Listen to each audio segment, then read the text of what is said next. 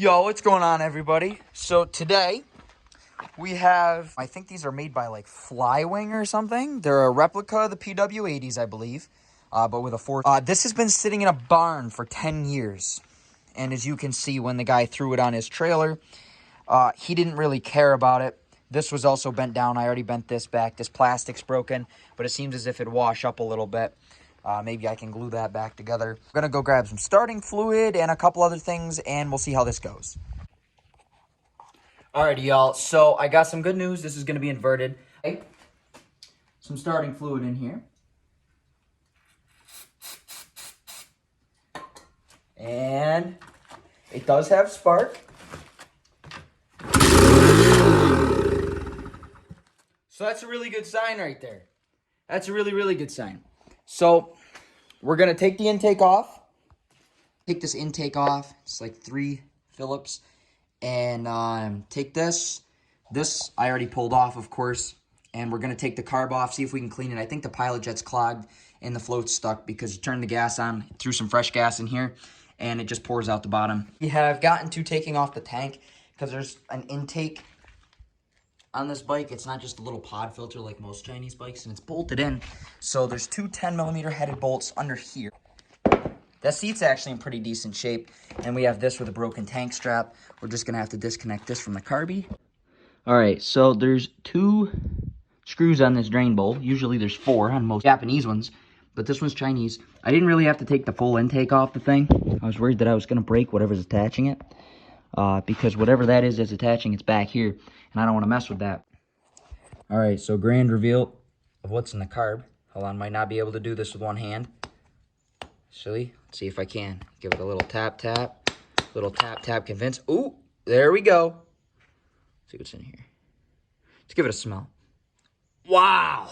It smells like, I want to say soy sauce mixed with alcohol and battery acid. Get some progress.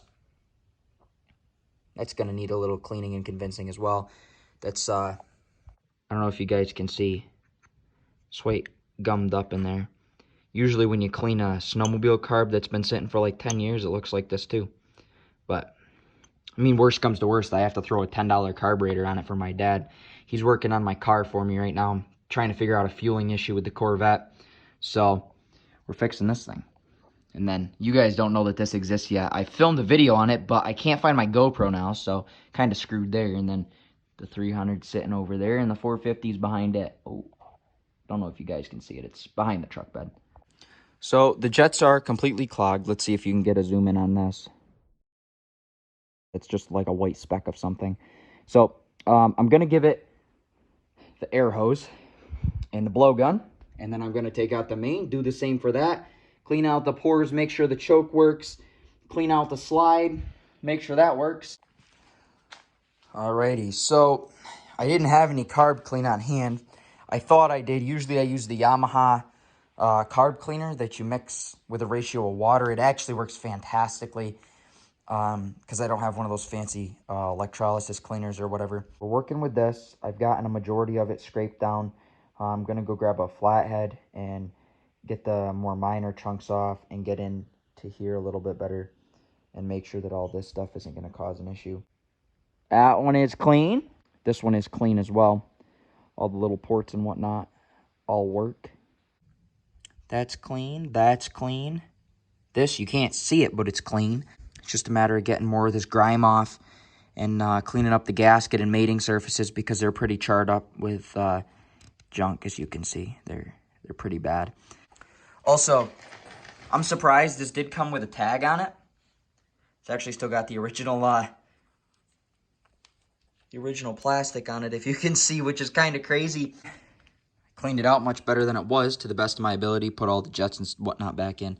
All right, let's put this back together, put the bike back together, and let's see what we can make happen. My hands, but I need to hold it with one hand. Cleaned off these O-rings. Hopefully they still seal after all those years with some corrosion on them. Tried to clean them off with a rag, some brake clean, some air, you know. We're going to throw it back on here. Gas in the tank. Things got kind of crazy at the end of the last video. If you guys were just in the last clip, I believe what you would have seen is me with the carburetor apart about to put the bike back together. Now, I did end up putting the bike back together. I put a new spark plug in it, which didn't make any difference anyways.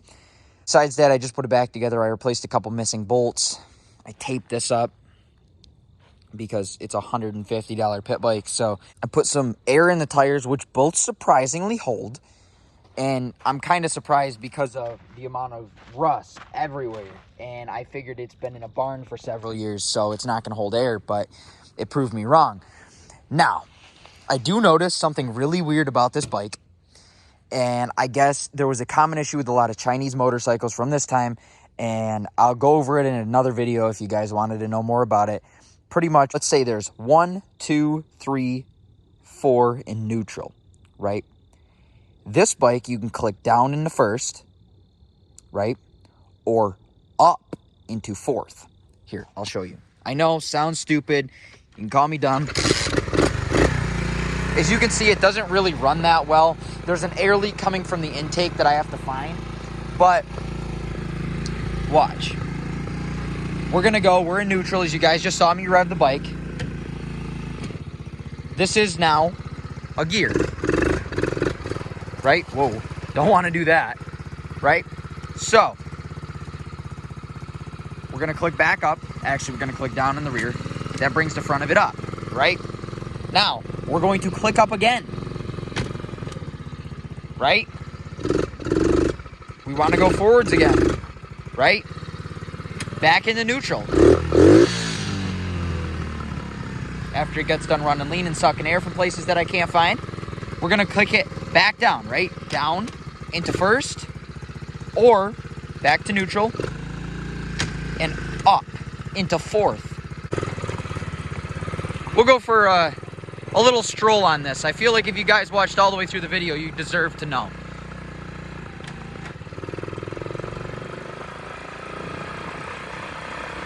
I won't go any faster than this due to wind noise and shakiness. I mean, it's definitely not fast, but it gets along okay.